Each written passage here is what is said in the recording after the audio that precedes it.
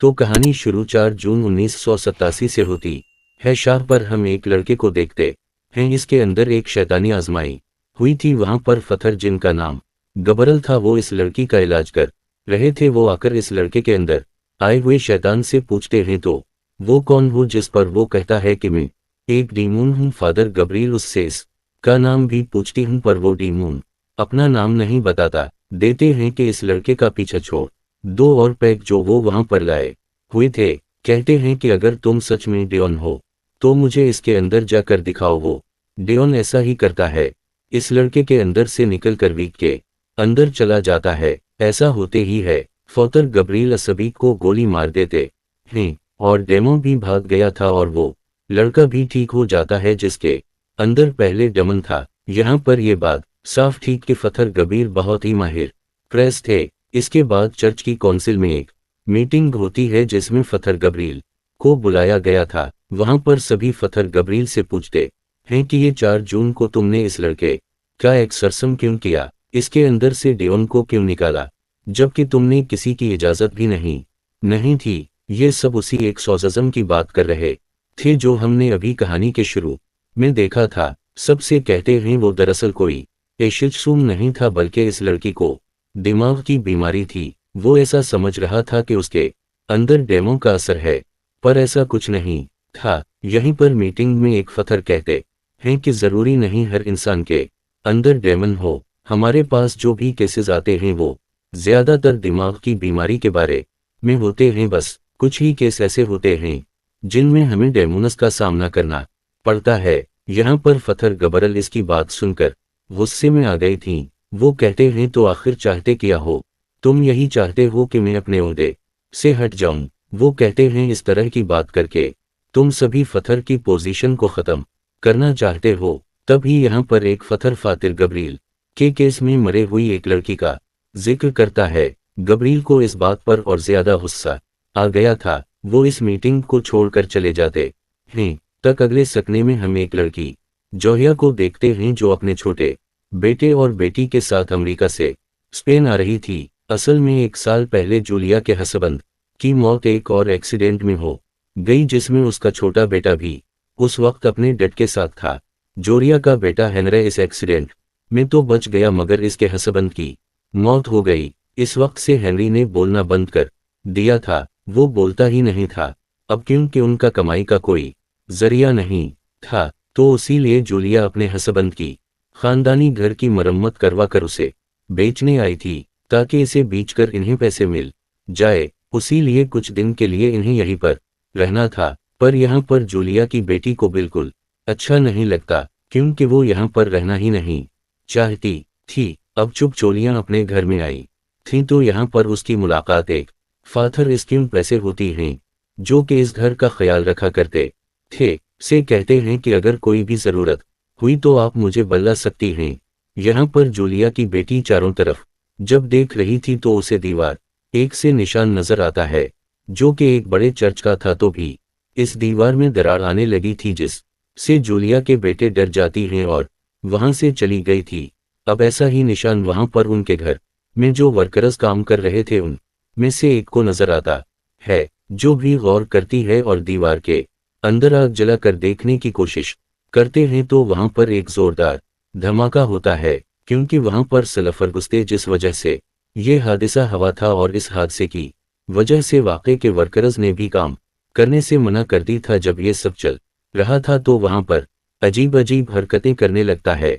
इसे न जाने क्या हो गया था, इसने अब बोलना भी शुरू कर दिया था। जब जोड़ियां उसे देखने जाती हैं, रोहिनरी के अंदर एक डेमन की आवाज बोल रही थी। वो अपने मुंह के ऊपर एक कट भी मार लेता है। यहाँ पर दरअसल जो वर्कर काम करने आया था, इन्होंने आग जलाकर उन जाने में किसी खतरनाक डेमन को आजाद कर दिया था, जिसने को अपने काबू में कर ली। हालांकि हेनरी को जूलिया अस्पताल भी लेकर जाती है, जहां पर डॉक्टरों से ये बताते हैं कि वो बस अपने डैड की मौत के सदमे में है, उसी लिए उसे दिमागी डॉक्टर की जरूरत है। डॉक्टर जूलिया को एक इंजेक्शन भी देती है और कहती है रहे हैं अगर काबू से बाहर हो तो तुम इसे ये इंजेक्शन लगा देना, जिसे वो बेहोश हो जाएगा। जूलिया को डॉक्टर की बातों पर यकीन नहीं आ रहा था। वो मदद के लिए फथर इसके वलर के पास चाहती है। फाथर जैसे ही हेनरी को देखने अंदर जाती है तो इसके अंदर का डेमन फथर को उठाकर बाहर फेंक देता है। अगले सपने में हम फथर गब्रील के साथ उनके हेड को देखते हैं। हेड फातिर गब्रील को स्पेन जाने का कह रहे थे। हेड उसे हमले के बारे में बताते हैं। कहती है कि यहाँ पर एक फैमिली है जिसे तुम्हारी मदद की जरूरत है और इस जगह की वजह से चर्च ने भी बहुत मुसीबतों को देखा है, उसी लिए तुम्हें जाकर इस बच्चे को बचाना होगा। इसके अंदर बहुत ही खतरनाक डेमन है, तुम जो भी करना सोच समझ कर करना। फादर गब्रील अब अपने हेड के कहने पर जूलिया के घर पर पहुंच जाते हैं और वो इस बात पर हैरानते हैं कि हेनरी के अंदर जो डीमोन है उसने चर्च का किया नुकसान किया था। फथर गब्रील अब जूलिया से कहते हैं कि मैं हेनरे को देखना चाहता हूँ। जब ये उसके पास जाते हैं तो वो हेनरे के अंदर का दमन इन्हें देखकर हंसने लगता है और कहता है आ जाओ मैंने तुम्हें यहाँ पर बुलाना था। तभी इसे एक निशान दिखाते हैं जिस से हम हेनरी की आंखों में डेमन की आंखों को भी देख पा रहे थे। जब वो उससे उसका नाम पूछते हैं तो अपना नाम बताने से बना कर देता है। दरअसल यहाँ पर किसी भी डेमन का नाम पता चल जाए तो एक्सासम जादू करना आसान हो जाता है। इसे जल्दी दीवर काबू में आ सकता था। यहाँ पर हेनरे के अंदर का दामन गब्रील को डरपोकायर बुलाता है। दरअसल गब्रेलर पहले आर्मी में था और एक जंग में वो लड़ाई से हट गया, मगर इस बात से गब्रील को कोई फर्क नहीं पड़ रहा था। तो भी हेनरे अपने मुंह से एक मरा हुआ परिंदा निकालता है जो देखकर गब्रील थोड़ा परेशान हो गई थी। वो बाहर आकर सीन काफलाम और जूलिया को बताते हैं अंदर के अंदर कोई बहुत ही खतरनाक डेमन है जो बहुत ज्यादा ताकतवर भी है। इसका एक्सुरस इस पर जादू करना आसान नहीं है और अगर हमने जल्दी कुछ ना किया तो हेनरी की जान को भी खतरा हो सकता है। फथर कपरील बताते हैं कि हेनरी को अपने जदत की मौत का सदमा था जिसका फायदा टीमर ने उठाया, पर यह समझ नहीं आ रही थी कि डीमून हेनरे के अंदर आकर आखिर करना क्या चाहता था। इधर डीमून जूलिया की बेटी को भी डराता है। इसके मरे हुए डटे जाने के जूलिया के हसबंद की आवाज में वो उसे फोन पर बात कर रहा था। यहाँ पर ना काम करना शुरू कर दिया था। इधर इसकी बेल और गब्रील मिलकर हेनरी का एशोससूम करने की तैयारी कर रही थी। जब ये दोनों इसके पास चाहते हैं तो डेमो इन्हें उनके पिछली जिंदगी के बारे में बताता है।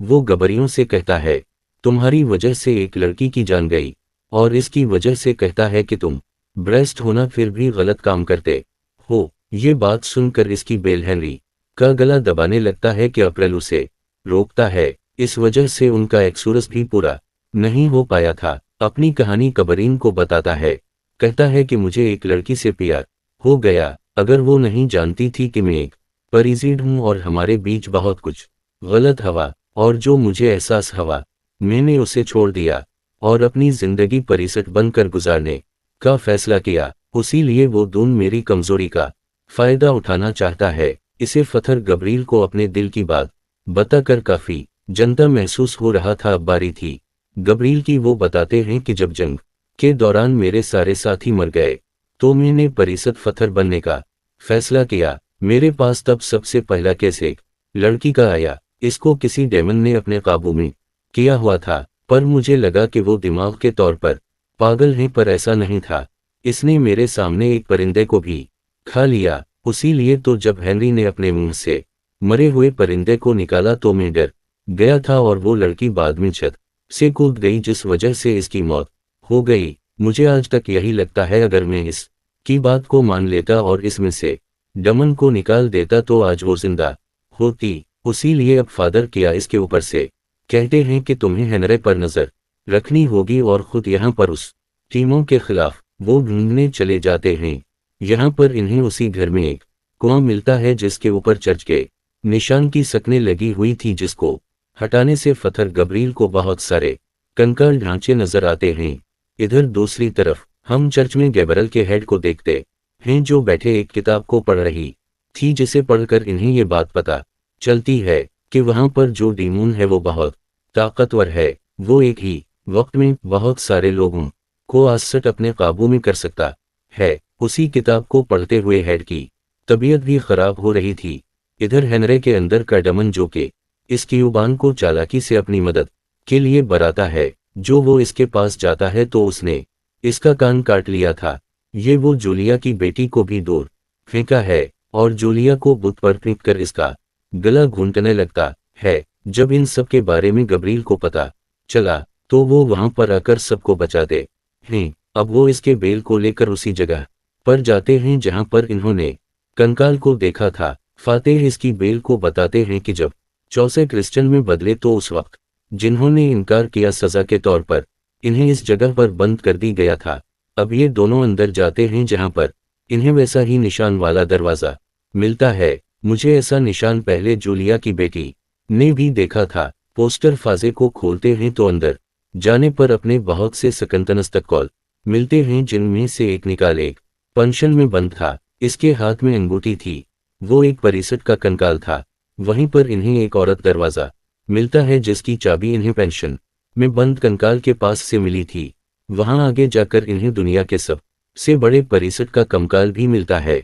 तो गपरील यहाँ पर उसकी बेल को बताते हैं कि यहाँ पर एक बहुत ही खतरनाक एक साथ बहुत सी इंसानों को पोसेस्ट किया जिनका 100 चस्म उस वक्त यहाँ पर किया जा रहा था, मगर वो शैतान डेओन काबू आया और उसी ने इन सब का ये हाल किया। जब सबको इस शैतानी मन के बारे में पता चला तो इस जगह को ऐसे ही बंद कर दिया गया और हेनरे के अंदर जो डीमोन है वो भी यही लगता है। तो सोचो वो कितना खतरनाक होगा। मगर यहाँ पर अब वर्कर की गलती की वजह से वो दोबारा आज़ाद हो गया के अंदर सिर्फ इसलिए आया था ताकि वो फथर गपरील के अंदर जाकर चर्च और गोद के नाम पर से बुरे काम करवाए। उसीलिए अब वो गब्रील के अंदर आना चाहता था।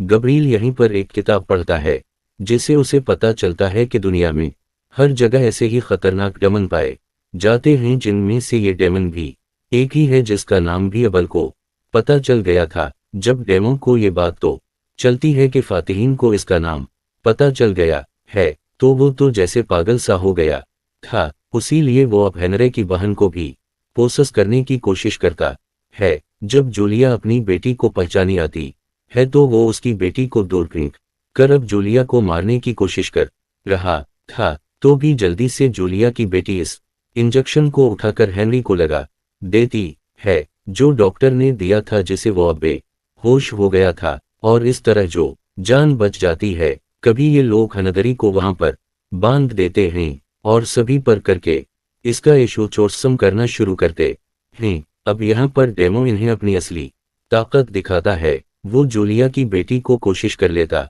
है जो देखते ही छत की सीलिंग पर चढ़ गई थी। वो जूलिया को मारने की भी कोशिश करता है। डेमन गब्रेलर से कहता है कि अगर तुम मेरे सामने अपने गोद न टेक दोगे तो मैं सबकी जान को छोड़ दूंगा। कपरील चुप सबकी जान खतरे में देखता है तो वो डेमो की बात को मान गया था जिससे वो डीमून सबकी जान को छोड़ देता है। इस बात का फायदा उठाकर इसकी बेल जूलिया और इसके बच्चों को जल्दी से यहाँ से जाने का कहता है। यहीं पर रुककर फथर गब्रील की मदद करने का फैसला करता है। अब डेवमन हेनरी को छोड़कर फथर गपरील के अंदर आ गया था। फातिर खुद को फांसी लगाकर अपनी जान देना चाहते थे क्योंकि वो जानते थे कि डेओन पता नहीं इससे क्या गलत काम करवाएगा, पर डेओन ऐसा नहीं करने देता। गब्रील को फोन की उल्टी आ रही थी, उसी लिए ये अब उसी एक सोरसस जगह पर जा कर खुद को जलाकर मारने की कोशिश करते हैं। इसकी बहन भी वहां पर पहुंच गया था जो मंत्र पढ़कर एक्सासम को कुछ शुरू करता है। पर तभी इधर डीमून इसके सामने उसे लड़की को ले आता है जिससे उसकी बेल प्यार करता था। वो लड़की फोन में लाई हुई थी। वो उसे मारना शुरू कर देती है। इधर दूसरी तरफ गब्रील के सामने भी डेमो उसी लड़की को लाकर खड़ा कर देता है जिसकी गपरील की वजह से मौत हुई थी। इसकी बेल यहाँ पर उस लड़की के सर पर चुप क्रॉस का निशान रखता है जिससे उसका जिस्म फट गया था। अभी एक गपरील को भी देता है। इस तरह वो लड़की भी गपरील से दूर हो गई थी, जिसके बाद दोनों दुबई और गब्रील मिलकर एक्सोसम को शुरू करते हैं और इस टीमों को इन्होंने हेल्प यानी कि नरक में भेज दिया था। वहीं पर गबरल की हेड की तबीयत भी ठीक हो गई थी। वो अब दोनों को बल्लाकर शाबाशी देते हैं। तभी वहां पर एक और फाथर आते हैं जो बताते हैं कि अभी भी 199 जगह ऐसे हैं जहां पर ये शैतानी दमन पाए जाते हैं, तो मैं जाकर इन्हें खत्म करना होगा। के साथ ही कहानी यहीं पर खत्म हो जाती है।